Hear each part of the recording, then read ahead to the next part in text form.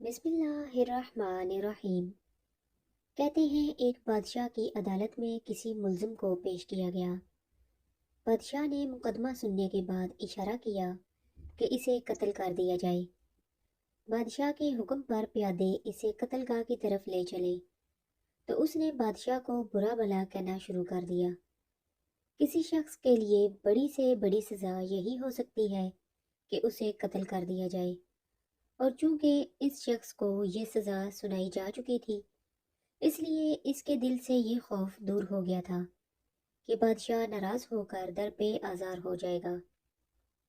بادشاہ نے یہ دیکھا کہ قیدی کچھ کہہ رہا ہے تو اس نے اپنے وزیر سے پوچھا یہ کیا کہہ رہا ہے۔ بادشاہ کا یہ وزیر بہت نیک دل انسان تھا۔ اس نے سوچا اگر ٹھیک بات بتا دی تو بادشاہ غصے سے دیوانہ ہو جائے گا اور ہو سکتا ہے قتل کرانے سے پہلے قیدی کو اور عذاب میں مبتلا کرے۔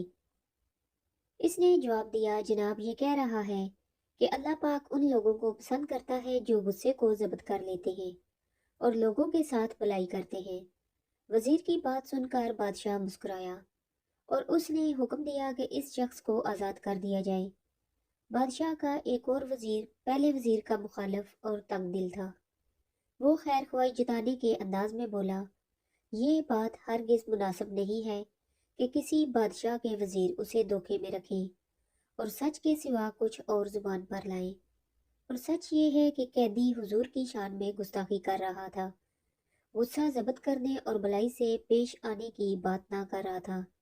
وزیر کی یہ بات سن کر نیک دل بادشاہ نے کہا، اے وزیر، تیرے اس سچ سے جس کی بنیاد بغض اور کینے پر ہے، تیرے بھائی کی غلط بیانی بہتر ہے کہ اس سے ایک شخص کی جان بچ گئی۔ یاد رکھ، اس سچ سے جس سے کوئی فساد پھیلتا ہو، ایسا جھوٹ بہتر ہے جس سے کوئی برائی دور ہونے کی امید ہو۔